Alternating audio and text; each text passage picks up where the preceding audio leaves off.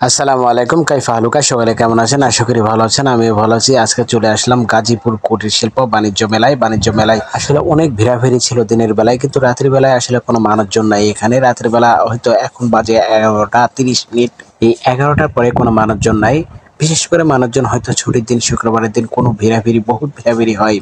কিন্তু আজকে রাতে কিন্তু কোনো ভিড়ভাড় নেই, কারণ অনেক রাত হয়ে গেছে, মানুষজন চলে গিয়েছে। আমরা একটু ঘোরাফেরা করার জন্য আসলে চলে গেলাম, কিন্তু যাই দেখি সেখানে আসলে পুরা মাঠ ফাঁকা, শুধু দোকানদার আর দোকানগুলা রয়েছে, এবং ঘুরে ফিরে সে একটু দেখে শুনে চলে আসলাম। তো এখানে আসলে মোটামুটি ভালোই দোকানপাট হয়েছে বাণিজ্য মেলার মধ্যে। এই দোকানপাটগুলা ঘুরে ফিরে আমরা দেখলাম, এবং এখানে কিছু আসলে খাওয়া দাওয়া করলাম, হালকা চটপটি ঝালমুড়ি খেলাম। এই ঝালমুড়ি কিন্তু আসলে বিশেষ একটা দেখা যাচ্ছে পুরান ঢাকার ঐতিহ্যবাহী ঝালমুড়ি এখানে দিয়ে একটা নেম প্লেট লাগিয়ে রাখছে, কিন্তু সেই পুরান ঢাকার ঝালমুড়ির মধ্যে কিন্তু কোনো আসা যায় না।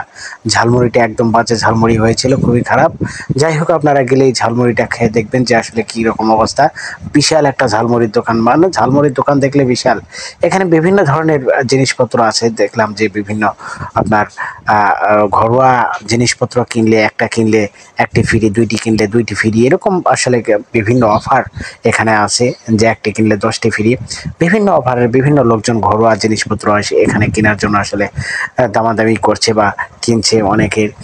ঘোরাফেরা করলাম। যাই হোক, আপনারা যদি এখানে যান তাহলে এটাই যেতে হবে আপনার গাজীপুর চৌরাস্তা থেকে জয়দেবপুর আর্মি ফার্মা মাঠে। এই মাঠে হচ্ছে মেলাটি অনুষ্ঠিত হয়েছে, প্রতি বছরই অনুষ্ঠিত হয়। মেলার টিকিট মূল্য হচ্ছে 20 টাকা। 20 টাকা বিনিময়ে আপনি পুরো মেলা ঘুরতে পারবেন, কিন্তু রাত 10টার পর কোনো টিকিট লাগবে না। রাত 10টার পর আপনি ফ্রি ঢুকতে পারবেন, ফ্রি বাড়াতে পারবেন, কোনো টিকিট লাগবে না। কিন্তু দিনের বেলা 20 টাকা করে আপনার থেকে নেওয়া হবে।